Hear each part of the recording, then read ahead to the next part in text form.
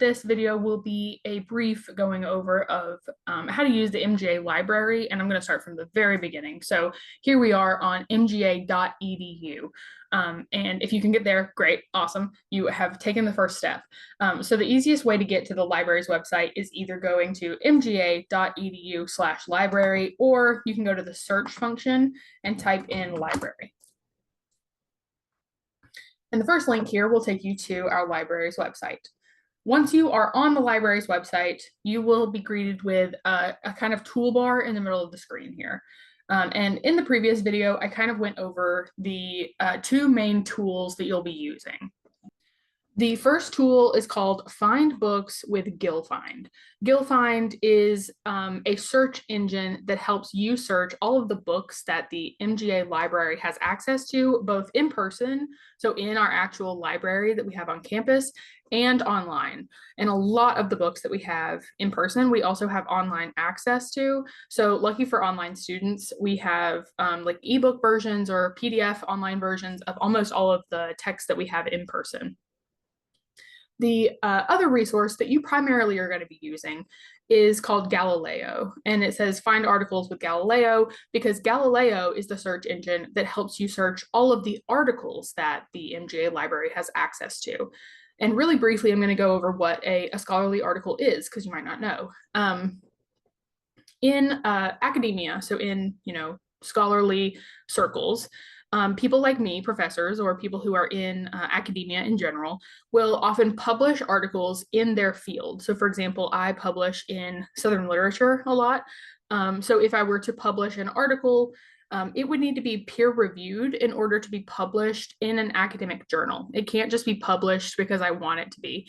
I would need to run it by several people or my peers in the scholarly field that I work in to make sure that the information I'm putting into the article is accurate, to make sure that I'm telling the truth, to make sure that my argument is credible, and to make sure that the resources that I'm using are credible.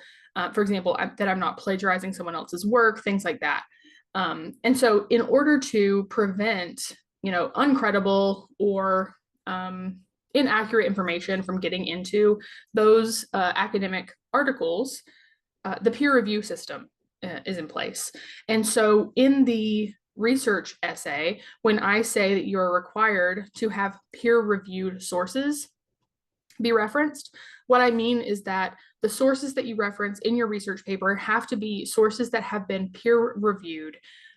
So anything that comes from an academic journal can be peer-reviewed sources. And I'm going to show you how the easiest way to find out if something is peer-reviewed or not, and to make sure that the sources that you're finding is peer-reviewed. The easiest way to find articles with the MGA website is to click on Galileo. So I'm going to go ahead and click on Find Articles with Galileo.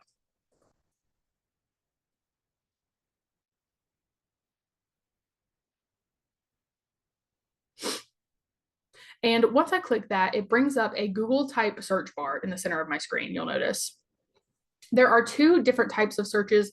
One is called Bento search. So if you search something on Bento search, I'm just going to search, what have I searched recently? Jesmyn Ward. She's an author that I write about sometimes. So if I search Jesmyn Ward in the Galileo Bento search, what it does is it organizes the resources that come up through my search into little boxes. You'll notice on the left here, it says peer-reviewed articles. That is what we're really looking for, right? In the middle, it has ebooks, and on the right, it has print materials. If we scroll down a little bit, you'll see there are scholarly articles. On the right, there are news sources about Jesmyn Ward. So it kind of organizes it into bento boxes. If you've ever been to like a Japanese restaurant or seen a Japanese bento box, that's what it's kind of referring to. If we go back and click on classic search and search for Jesmyn Ward, the classic search is kind of more of like a Google search. So it will put your research sources into a list, kind of like if you were to search on Google. So once I search Jesmyn Ward and I scroll, it puts all of the search results that I have found through my search into a little list for me, much like if you were using Google to search for sources. I prefer classic search mostly because I can read a little bit more about each source as I'm scrolling, and I get more sources per page kind of if I use classic search. I also have more access to the limiting factors. So the filter options, I have more access to those on classic search. So I'm going to be showing you how to do the searching through classic search, but you can modify it the way that you want if you like bento search. Either way is fine. So here, if I were to be writing about Jesmyn Ward, and I wanted to search for content about that author, say we read something by Jesmyn Ward in this unit, and I wanted to write about her for my research paper. The two things that I'm going to make sure I click every time I search under the search bar is full text and peer reviewed. That ensures that all of the sources that come up in my results list are going to be full text, which means the entire text of the article will appear when I click on the article. Some things that we have access to at MGA, we only have access to the first page or maybe the summary of the article, but we might not have access to the full article. If we click full text, that ensures that all of the results here are resources that we have full access to. The second button I clicked was peer reviewed, which we just went over what peer reviewed means, right? So all of the sources in my results list are now peer-reviewed sources. And you can confirm that by scrolling through, and you see this little yellow check mark here. It kind of is verified that it's a peer-reviewed source. You can see that all of these sources have the yellow check mark, meaning that all of the sources here listed are peer-reviewed journal articles. These are required of you to use for your research article. I'm sorry, for your research essay. You are required to use peer-reviewed journal articles, peer-reviewed sources for your essay. Non-peer-reviewed sources are not allowed because they are unreliable. They are sometimes inaccurate. They include information that can be less than credible, especially when referring to literature. So in order to make sure that we are maintaining accurate information and that we are presenting credible sources, the easiest way to prevent inaccurate information from getting into our research essays is to use peer-reviewed sources. So you're required to present peer-reviewed sources in your research paper. So make sure that you are clicking full text and peer-reviewed when you do your search. There are some other things you can filter with. So if you click all filters here, on the right, it pulls up your filter list. And we already have it filtered with full text and peer reviewed, but if you scroll down, you can also limit by language. So some of the texts we've read, there are lots of scholarship in other languages. So we want to limit to English if you only speak English. I mean, if you speak other languages, like there are some that have a lot of scholarship in Spanish. If you speak Spanish or French and you want to keep those in, then by all means do so. But for the sake of our essays in this unit, go ahead and click English. Some other things that you might want to limit are the publication date. Obviously, if we are writing about something that was written in, the 1600s, then there might have been really unique and interesting articles written about that poem in the 1800s. So we don't want to limit the publication date unless there's something really specific we're looking for. But there can be source types that we limit to. We can limit to academic journals here. That can help. Subject we might want to limit to. For example, here the subject's Jesmyn Ward, literature/writing. Salvage the Bones is the title of one of her books. And then there's some subjects related to her writing. You can limit by which journal it appears in. So there's a lot of limitations you can put on your search results if you choose to. So let's just hit apply. And you'll notice over here that how many results you have appears. The less results you have, the less you have to work with, but narrowing down your results can be really useful because it helps you find exactly what you're looking for.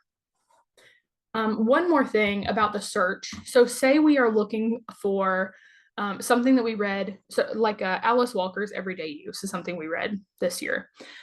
If I'm looking for that story and I were just to put in Alice Walker, Alice Walker has written a lot of stuff, right? So her most popular work is probably The Color Purple. So notice here, this first article is about the color purple.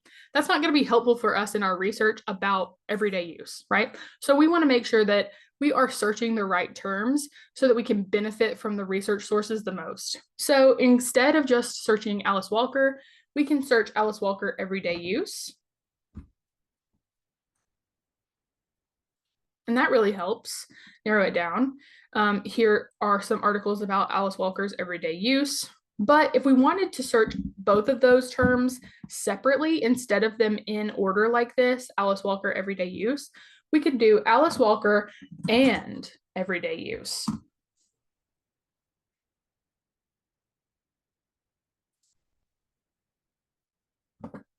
And we will need to put those in quotation marks since we are using two different terms.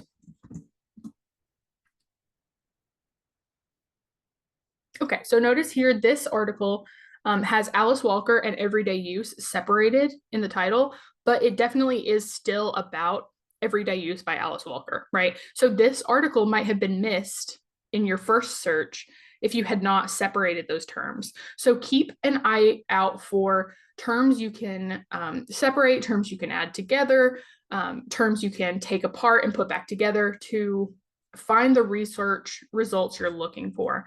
Not everything is going to be there for you on the first page at the first search, right? So try different keywords out. Maybe you're looking for metaphor in that story. So maybe you want to narrow it down even more and type metaphor in. Okay, awesome. So this first article talks about Alice Walker's everyday use, and there is here, it is tagged with metaphor. So somewhere in this article, they are discussing the idea of metaphor. So if you wanted to write about metaphor in Alice Walker's everyday use, that article might be a useful one, right? So make sure that you are narrowing down your search results enough so that you can find the research that is useful for you, but also not too much so that you are not finding anything helpful. Play around with your keywords, enter keywords, take some out, put and in there, make sure you're using your quotation marks so that they are searched separately instead of together. And that will really help in your research and in your keyword search. If you have any questions about search terms and how to search based on your topic, please let me know. I could help you with your research terms. Another great resource is the library's website. You can schedule an appointment with a research librarian online, and they are excellent at doing research. So you can go to them with your ideas for the essay. You say, I'm thinking about writing about this, but I have nowhere to start with research, and they can really help you narrow it down to some places where you can find some good sources. Okay, the next thing I will be going over will be in the next video, so move to the next one.